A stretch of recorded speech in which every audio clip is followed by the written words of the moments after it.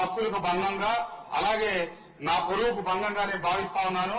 దాని మీద వివరణ కావాలని చెప్పి ఈ సభలో అడుగుతా ఉన్నాను అధ్యక్ష.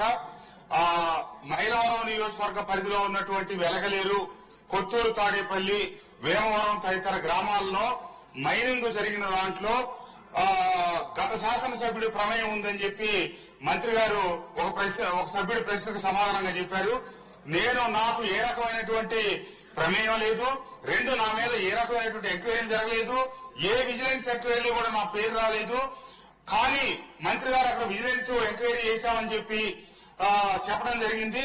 మంత్రి గారికి అధికారులు తప్పుడు సమాచారం ఇచ్చారా, లేకపోతే మంత్రి గారు పొరపాటు పడి ఆ మాట మాట్లాడారా, ఏం జరిగిందో వివరణ ఇవ్వాలి.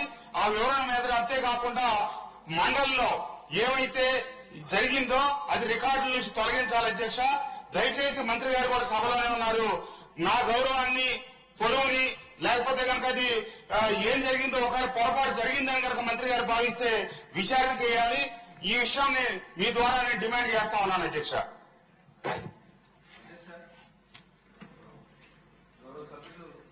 వసంత కృష్ణప్రసాద్ గారు అయితే అక్కడ కూడా మేము ఒక క్లారిఫికేషన్ ఇవ్వాలి కాబట్టి, ఎందుకంటే ఆ సభలో జరిగింది ఇక్కడ చెప్పండి, జస్ట్ ఒక క్లారిఫికేషన్ ఇస్తుంది అధ్యక్ష. యాక్చువల్గా ఏంటంటే గ్రావెల్లో ఆ రోజున వచ్చినటువంటి ప్రశ్నలో గ్రావెల్లో అవినీతి జరిగింది, దోపిడీ జరిగిందని చెప్పి సభ్యులు అడిగినటువంటి ప్రశ్నకి సమాధానం చెప్పడం జరిగింది అధ్యక్ష. దాంట్లో పోలవరం కెనాల్ అంటే చాలా కాన్స్టిట్యున్సీలు ఉన్నాయి అధ్యక్ష. పోలవరం కెనాల్ కింద మనకి గొల్లపూడి దగ్గర నుంచి స్టార్ట్ చేసుకున్నట్టయితే రాజమండ్రి పోలవరం వరకు చాలా కాన్స్టిట్యున్సీలు ఉన్నాయి. అక్కడ నేను చెప్పిన దాంట్లో పోలవరం కెనాల్ అక్కడ ఒక మాజీ శాసనసభ్యుడు పాత్ర ఉందనేది, శాసనసభ్యులు దోషులుగా పెట్టామనేది నేను అక్కడ చెప్పలేదు అధ్యక్ష. దాంతో పాటు 16,20,000 క్యూబిక్ మీటర్ల గ్రావెల్ అక్రమంగా తవ్వించి 175 మంది మీద 90.38 కోట్ల రూపాయలు వసూలు చేయడానికి కార్యాచరణ చేపట్టామని చెప్పాను అధ్యక్ష. గౌరవ సభ్యులు నేను చెప్తా ఉన్నా, మీది ఎక్కడ కూడా ప్రస్తావన లేదు, మీకు సంబంధం లేదు. దీంట్లో సంబంధం ఉన్నటువంటి గన్నవరం శాసనసభ్యుల మీద చర్యలు తీసుకోవడానికి బట్టి గన్నవరం మాజీ శాసనసభ్యులు దాని మీద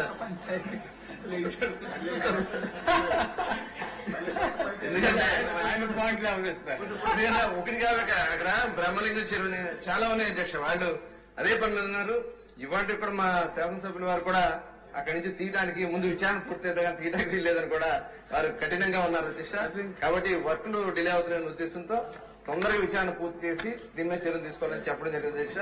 గౌరవ శాసనసభ్యుల్ని అన్నిదా భావించొద్దని కూడా తెలియజేస్తాను అధ్యక్ష.